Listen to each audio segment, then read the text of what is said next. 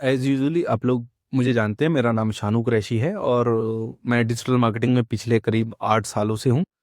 मैंने अलग अलग बिजनेसेस को सर्व किया है, लगभग लगभग सारी ही इंडस्ट्रीज का काम किया है, तो मुझे एक काफ़ी कॉन्क्रीट एक्सपीरियंस है। साथ ही साथ मैं पिछले 3 सालों से डिजिटल मार्केटिंग ट्रेनिंग में भी हूँ। तो मुझे एक बच्चे को कंटेंट कैसे डिलीवर करना होता है या एक्चुअल में कैसे डिजिटल मार्केटिंग समझानी होती है, वो काफ़ी हद तक आता है। और यही गट फीलिंग मेरे अंदर ये कॉन्फिडेंस लेके आती है कि मैं एटलीस्ट अपनी बातें यूट्यूब पर या सोशल मीडिया के थ्रू शेयर करना शुरू करूं, लोगों तक पहुंचूं। होगा ये लॉन्गर रन में इससे कि ऑफ कोर्स मेरा बिजनेस तो बढ़ेगा ही, मुझे लीड्स तो आएगी ही, लेकिन आपको भी एक समझ में आएगा अंडरस्टैंडिंग के मार्केटिंग करनी कैसे होती है। बहुत बार मार्केटिंग जो है ना अपना वे चेंज करती है। वे चेंज करना इन द सेंस, देखो जब मैंने शुरू करा था सन 2000 अराउंड 18-19 के पास, तब जाके चीजें जिस तरीके से डिजिटल मार्केटिंग में होती थी आज वैसे नहीं होती हैं। हो सकता है आज जैसी चीजें होती हों आज से 5 साल बाद 4 साल बाद वैसी नहीं होती हों। तो सबसे पहली चीज तो एक समझने की जरूरत है कि डिजिटल मार्केटिंग एक ऐसी फील्ड है जो कंटिन्यूअसली अपडेट हो रही है, जो कंटिन्यूअसली ऑप्टिमाइज होती जा रही है। जैसे आज से 5 साल पहले गूगल सर्च कंसोल दिखता था, आज वैसा नहीं दिखता है। और प्रोबेबली आज से 5 साल बाद भी गूगल सर्च कंसोल वैसा नहीं दिखेगा जैसा आज दिखता है। ठीक है, यही गूगल एनालिटिक्स का भी हाल है और यही और भी टैक्टिक्स का बहुत हाल है। जैसे कि एक बड़ा इंपॉर्टेंट सिग्निफिकेंट चेंज देखा मैंने। पहले हम लोग वेबसाइट को रैंक करवाना कंपैरेटिवली इजी था आज के तुलनात्मक तौर पे अगर देखें।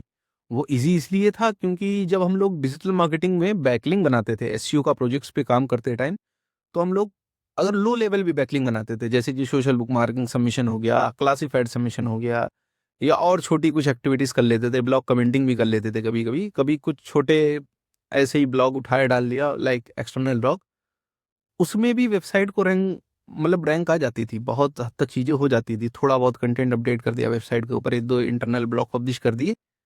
आज वैसी चीजें नहीं है। मतलब आज अगर आपको डिजिटल मार्केटिंग में हाथ रखना है तो पहली चीज तो यही है कि marketing is a expensive affair. आप बहुत सोच समझ के आइए। मतलब आप अगर सोच रहे हैं कि 5,000 10,000 रुपए में आप चीजें किला फतेह कर लेंगे, कुछ नहीं होएगा भाई। जो 10-5 हज़ार रुपए है ना, बल्कि 20,000 भी होंगे, वो तुम गवा के भागोगे यहाँ से। फिर एंड में जाके गाली दोगे कि मार्केटिंग में चीजें काम नहीं करी, डिजिटल मार्केटिंग सही नहीं है। बात ये थी कि आपके अंदर वो कैपेबिलिटी नहीं थी जो आप इस मार्केटिंग में टिक के और खेल पाते। क्योंकि मैं एक बंदे की बात सुन रहा था, he said a very clear thing कि कोई भी धंधा है चलने के लिए 1,000 दिन मांगता है। और I am completely agree with this कि पहले मुझे समझना होगा मेरा कस्टमर कौन है, मुझे टीम कौन सी रखनी, मुझे कैसे लोगों को हायर करना है। क्योंकि कभी कभी एक चीज आपको बता दूं, customer could be the secondary issue, team could be the first issue. मतलब मैंने जहां तक देखा है, ये गलत हायरिंग पूरी पूरी टीम को एस्केलेट करवा देती है कभी कभी, और एक सही हायरिंग पूरी पूरी टीम के अंदर जज्बा भर देती है। तो ये समझने की जरूरत है कि किस तरीके से ये चीजें चलती हैं, किस तरीके से लोगों को हायर किया जाता है, किस तरीके से, और वो फैक्टर्स क्या होते हैं, कैसे मैनेजमेंट बनाना होता है, कितना परसेंटेज ऑफ पीपल किस साइड में डाइल्यूट करने होते हैं। कुछ कुछ ऑर्गेनाइजेशंस में मैंने देखा कि वहां पर या तो बहुत ज्यादा जूनियर्स थे या बहुत ज्यादा सीनियर्स थे। अब जब बहुत ज्यादा जूनियर्स हैं तो वो कंफ्यूज हैं कि मैं काम क्या करूं, और जो बहुत ज्यादा सीनियर्स हैं वो कहते हैं मैं काम क्यों करूं, मेरा काम तो मैनेजमेंट का है, मैं मैनेजमेंट करूंगा। जूनियर्स कहते हैं भैया मुझे मतलब एग्जैक्ट एक्चुअल में आता ही नहीं है, तो मैं करूं कैसे।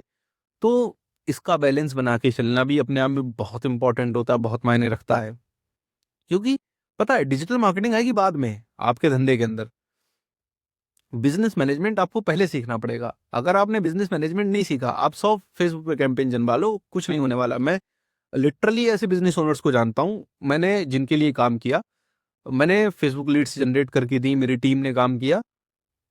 वो उनके पास कोई ऐसी टीम ही नहीं थी जिससे वो लीड्स को लिटरली पीछे पड़ के एंटरटेन कर सकते या उन्हें ठीक से फॉलोअप ले पाते और सेल्स क्लोज कर पाते। क्लोजिंग की टीम नहीं थी भाई उनके पास, वो लीड जनरेट करवाने पहुंच गए। आप में से बहुत से लोगों के साथ होता होगा कि आपने सोचा कि हाँ ऐसे ऐसे करेंगे, और लीड आएगी मैं इंटरटेन कर लूंगा। अरे भैया कितनी लीड इंटरटेन कर लेगा यार तू, मतलब हार्डली 10, 5, 15, 20, और जो उनमें से कन्वर्जन आ गया उनका काम कौन करके देगा।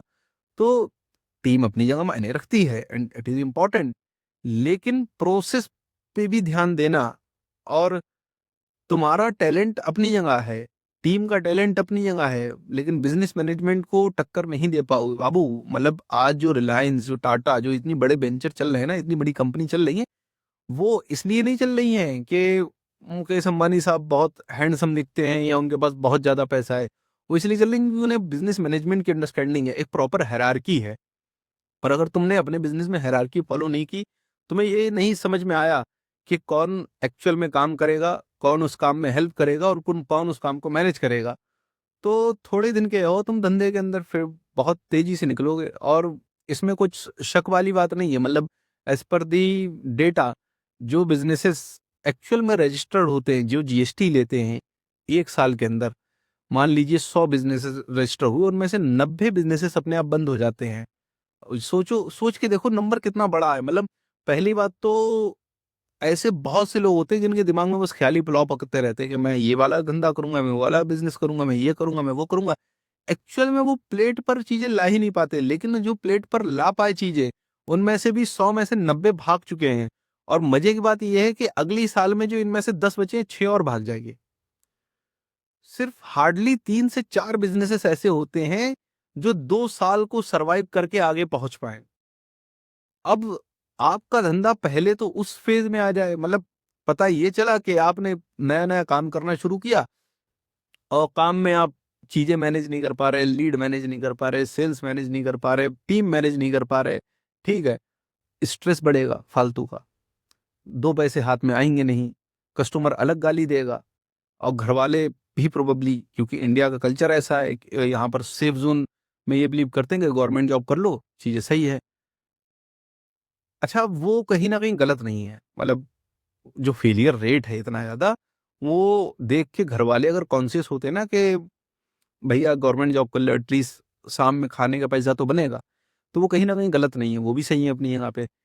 तो मुझे पर्सनली लगता है कि rather than investing your amount into the digital marketing first, you need to understand the concepts of business management. कि अगर तुमने धंधे को मैनेज करना सही से नहीं आया, लीड को मैनेज करना नहीं आया, टीम को मैनेज करना नहीं आया, कस्टमर हैंडलिंग नहीं आई, तो तुम सब कुछ पाकर भी सब कुछ खो। मिलते हैं अगली वीडियो में, बाय।